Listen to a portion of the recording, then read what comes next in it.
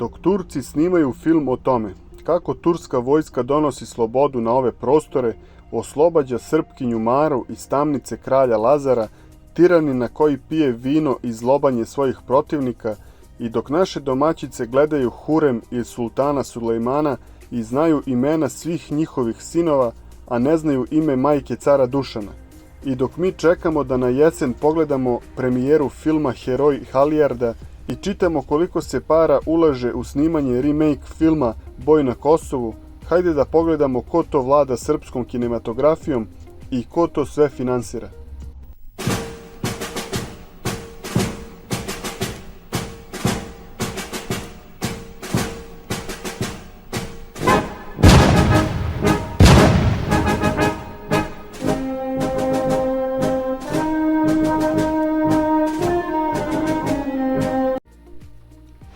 Na početku bih želeo da vas zamolim da se pretplatite na kanal kako bih imao motivaciju da nastavim sa radom. Hvala.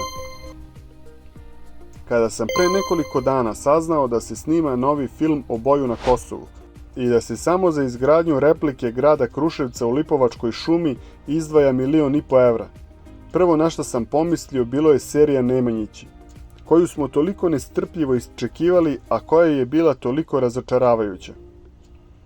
Serija je najavljivana kao najveći projekat u istoriji srpske kinematografije, a ispala je kao da su je sklepali neki srednjoškolci. Dijalozi i dramaturgija su bili očajni i pored toga što su za seriju angažovani vrhunski glumci, očigledno da od njih nije traženo da daju najbolje od sebe. Da ne spominjem greške poput one kada se Sveti Sava zamonašuje u manastiru, a iza njega na fresci se vide on i njegov otac Simeon. I kada se na kravama vide plastične minđuše. Takve greške u tako skupim projektima nikako ne bi smele da se dese. Takođe su i efekti i sama radnja bili jeftini. A najgore od svega su istorijske neistine da je Stefan Prvovenčani bio prvi srpski krunisani kralj i da je srpska istorija počela od Nemanjića. A kao vrhunac sramote je kada učitelj Svetog Savu nagovara da nešto pričvrlji. Pa to ti govorim. Pričvrlji nešto. Ozgo leđa, sad ili nikad. Jedino šta je u seriji bilo autentično za srednji vek bili su kostimi i muzika. Tako da druga sezona serije nikada nije snimljena, iako su na kraju prve pripremili teren za nastavak. Tada sam pomislio zašto li je država dala toliko važan projekat ljudima koji nisu dorasli zadatku. Ali kada sam malo istražio, shvatio sam da ljudi koji su radili na seriji Nemanjići Rađanje kraljevine, Goran Mihić i Marko Marinković, imaju iza sebe velike projekte, kao što su Otpisani, Balkan Ekspres, Kamiondžije, Moj rođak sa sela i mnoga druga velika dela. Onda sam shvatio da se ovde radi o jednoj velikoj zaveri protiv Srbije. Jer za vreme komunističke diktature i čelične zavese mogli su da se snimaju samo filmovi o Drugom svetskom ratu i to da partizani budu glavni akteri. A sada u demokratiji se mogu snimati filmovi i o nekoj drugoj srpskoj istoriji. I filmovi na tu temu bi pre ili kasnije krenuli da se snimaju. Ali je ta tema namerno upropaštena baš zbog toga da niko u budućnosti ne bi prihvatio da snima takve stvari. Postojao je takođe jedan film o Nemanjićima, to jest samo projekat za film koji je počeo snimanje još pre Rađanja kraljevine. I sudeći po traileru koji je uklonjen sa YouTube-a, bio bi film svakako kvalitetniji od ove serije.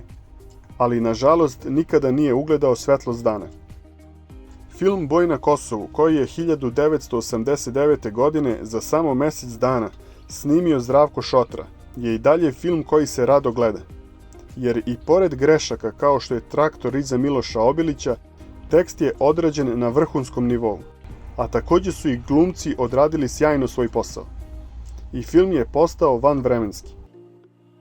Kada je reč o ovom novom filmu Boj na Kosovu i kada pogledamo karijeru Predraga Antonijevića, Dara iz Jasenovca i Zaspanka za vojnike su urađeni dobro. Pa možda ipak ima nade da i Boj na Kosovu ipak bude dobar film i izađe na strano tržište, što je njima i cilj.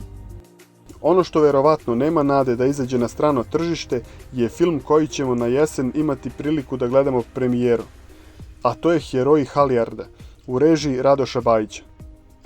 Tema filma je zaista vrhunska jer se radi o istinitom događaju gde su za vreme Drugog svjetskog rata srpski četnici uz pomoć seljaka spasavali američke pilote u okupiranoj Srbiji. Stvarno hollywoodska tema, ali data pogrešnom čoveku.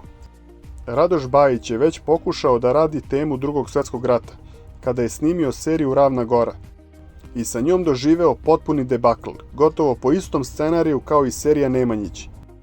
Ostavio je prostora za novu sezonu koja nikada nije ni krenula da se snima. Ali i pored takvog debakla njemu se ponovo daje šansa za istu tematiku. Zašto? Pa upravo zbog toga jer se radi o zaveri protiv Srbije. Komunisti su bili majstori propagande i znali su da kroz kinematografiju izvrću istorijske činjenice, ali su svakako umeli da naprave dobre filmove. Poput Bitke na Neretvi, Valter brani Sarajevo, Otpisani i mnoge druge. Filmovi sa drugačijom tematikom tada gotovo da nisu ni mogli da se snime. Pravo je čudo kako je film Marš na Drinu iz 1964. godine ugledao svetlost dana. Drino, jebem ti.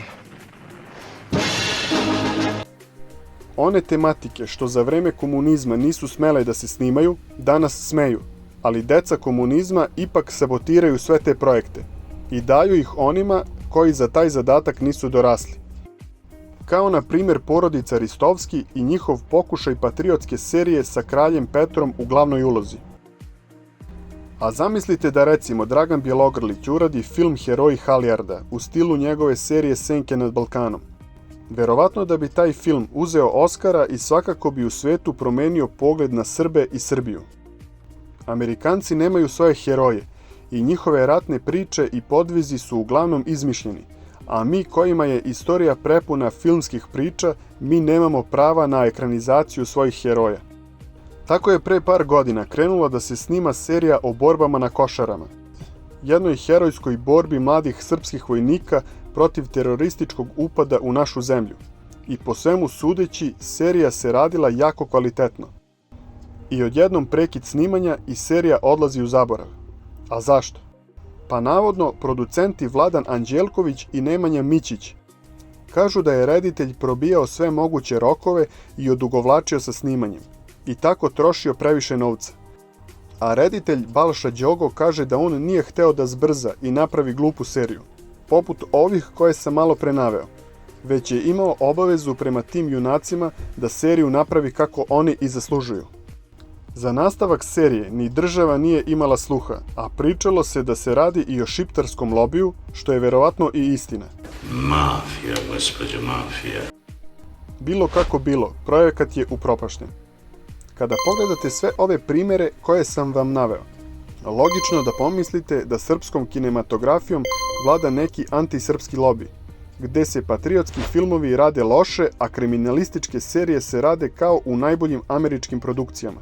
I tako nam se omladini nameće poremećen sistem vrednosti.